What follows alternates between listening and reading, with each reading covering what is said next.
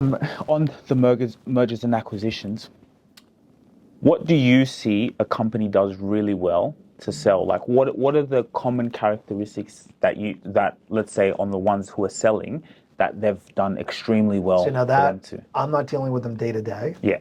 Okay.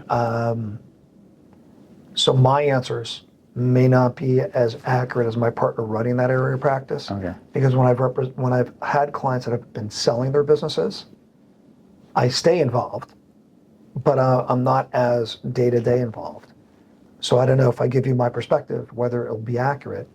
Because I would say that for when clients are selling their business, it's are they making intelligent decisions? Are they listening to counsel's advice? Are they unable to make a decision? Like, I see that issue no matter what in any business. It's not limited to law. It's, are you decisive? Are you thoughtful? Are you acting emotionally or intelligently and decisively? When people keep changing their mind, or they don't trust their counselor, it makes it harder on everybody involved.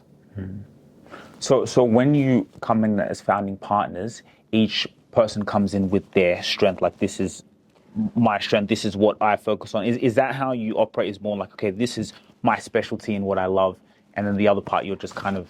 It's not even what you necessarily love. Hopefully, it's what you love. It's more of what you have experience in doing.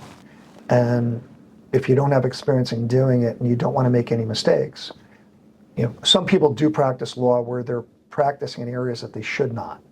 Meaning they don't have, like, there's people that say they do fund work and they might be a corporate lawyer and they sit there and say, well, look, there's all these documents online.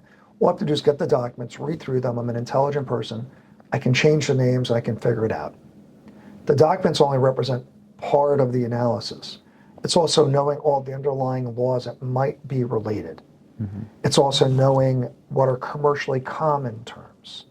So with regard to the M&A side of the business, when interest rates went up, M&A transactions went down because the cost of borrowing capital increased.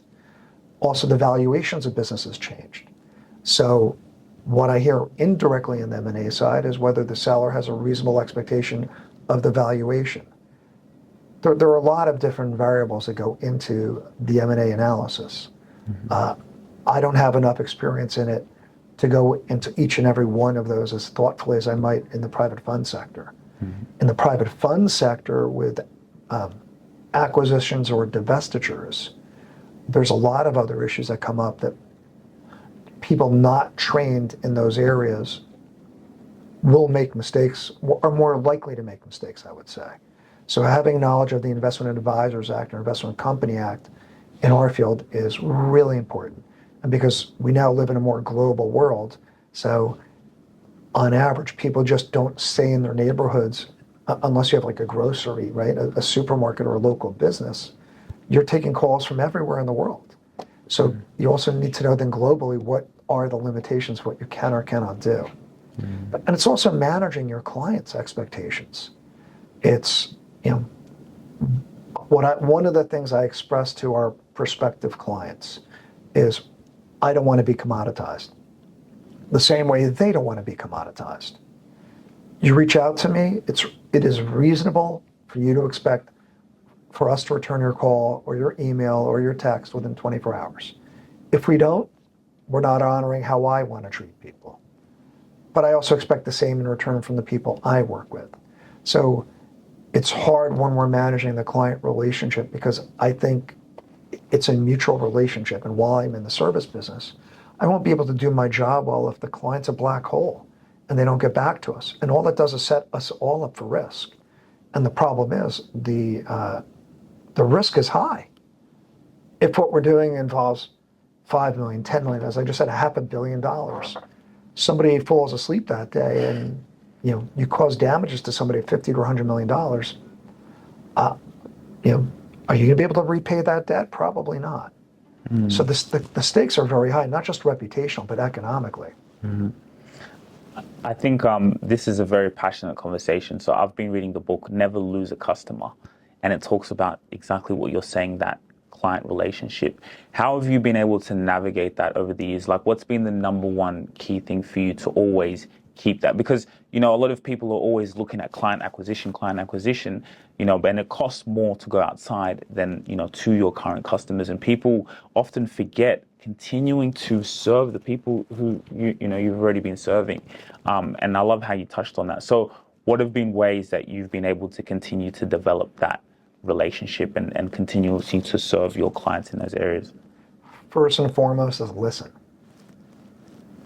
It's like the old adage about real estate. What's the most important thing? Location, location, location. Mm-hmm. The most important thing if you're in the service business is listen, listen, listen.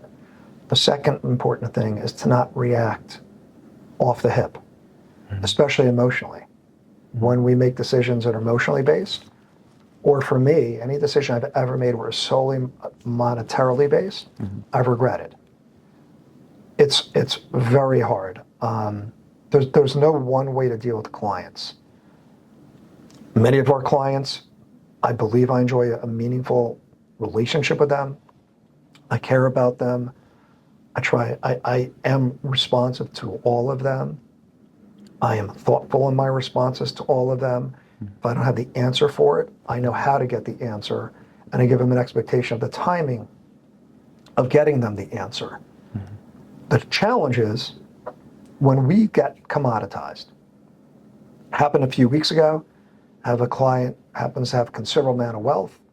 It was something that they kept putting off work we needed to do. The person tried to tell us what he was going to pay for it. We were like, that's not going to work. It's not like you name your prices, it's not Priceline.com. And we gave him a range of what the cost would be. We came in right in the middle of that range. The person kept reiterating that they only wanted to pay what they said they wanted to pay at the beginning. We said we never agreed to it. It was hard not to react. And this is all going back and forth through email, which is also, email or text chain is a bad way to communicate a state of emotions. Because you read into it, and my thesis is, you read in what you're receiving in the emotion that you have, not necessarily in the emotion it was written. And so we ascribe that, which is not healthy. Every fiber of me wanted to respond and really be more critical of the correspondence going back and forth, because we had been nothing but forthright, and I haven't. It's resolved. I was upset with how the person handled it. I don't have to have closure on every issue. I like to, but I don't have to, and I think it's in the best interest of our firm to not respond any further and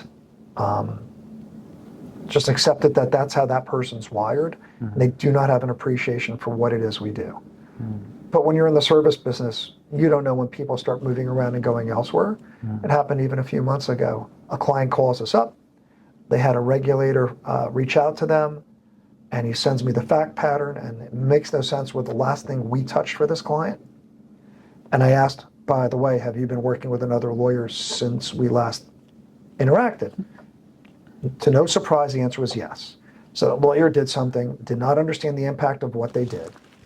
It resulted in a regulatory problem where the client initially, like this is the whole lifeguarding thing where it said where people are finger pointers and will do anything they can to blame others to survive, which is more likely than not how humans respond. So while it's not an ideal situation, we have to learn how to deal with it.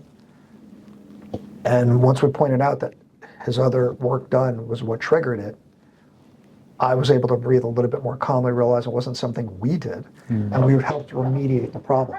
With that, I have a call tomorrow, same thing. Other clients go in and they find lesser expensive lawyers, and we're not expensive, we're middle of the market price, so we're very fair, especially for what we do. I just can't help when people make bad decisions, and you document it. Like, that's the hard part I don't like, is when people send you an email, having it, and often it's inaccurate, it's incorrect, making the record clear. And yes, it's very lawyer-like, but it's very business-like. It doesn't translate well in interpersonal relationships. I'm not trying to get the last word in, but That's a part of the job that I don't like. Whereas there's other clients that are not finger pointers because they've worked with you so long, they realize we're in it together. It's a partnership. And that's what it is. And if you don't have that partnership with whoever your service provider is, you're failing yourself. And most of those people that have that or that don't have that relationship, it's because they suffer from a disease where it's only about the money.